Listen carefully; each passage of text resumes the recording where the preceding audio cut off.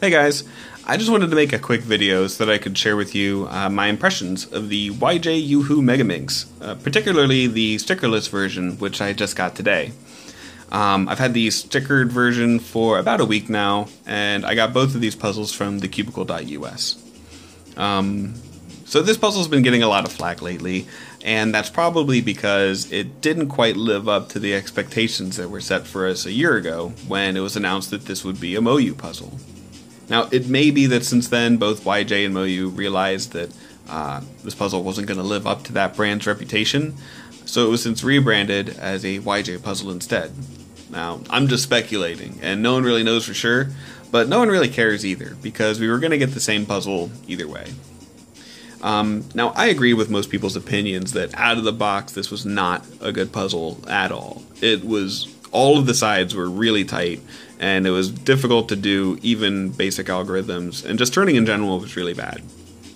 It also had the same sort of scratchy feeling that we've kind of come to expect from YJ and MoYu puzzles, but the scratchy feeling went away after maybe, I don't know, 3 to 5 solves, and after loosening all of the sides and doing a couple of dozen solves, it actually breaks in really well.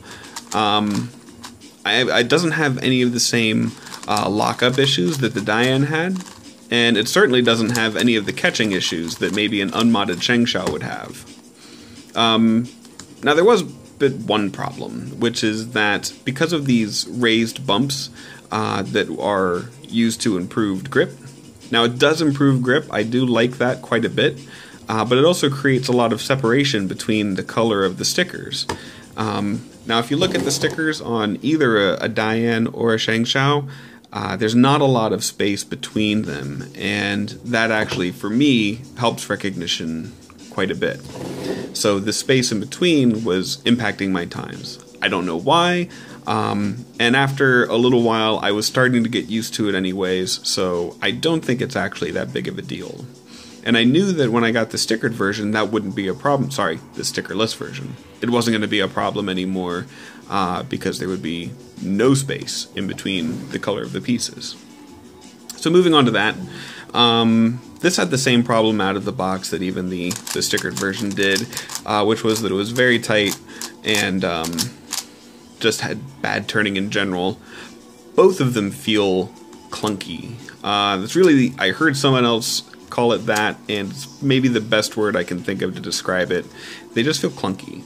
It's not really a bad thing, it's just something you'd have to get used to, or maybe it's a matter of preference, whether or not you would ever enjoy that. But I don't mind it at all. It is a little loud, but, you know, what are you going to do? Now there is one problem with this, and that has to do with the color choices between the green and the blue pieces. As you can tell for the dark side, they kind of went with the stickerless bright shades that you would have found on a 3x3. This is a stickerless bright mini oolong, so it's the same blue, same red, and same green. And then on this side, they go with the stickerless pink sort of shades. So we get pink, we get green. The orange is actually the same for both stickerless pink and stickerless bright, so that's fine. And then this kind of light blue. Now the problem is that if you look here, the contrast between the two shades of green isn't that much. It's okay, and I'm getting a little bit better at telling the difference between them, but it still sometimes causes a problem in the heat of a solve. But especially the blue. I know it looks like there's quite a bit of contrast here, but once again, in the middle of a solve, I have a hard time telling the difference between these two colors. It's really not that big of a deal. The more you use it, probably the more you'd get used to it. And overall, I actually really like all of the shades. There's this new cream color, which I like, and oh yeah, somewhere between here and China, my gray piece there got banged up, but you know, at least now I'll always be able to tell which one of these is mine.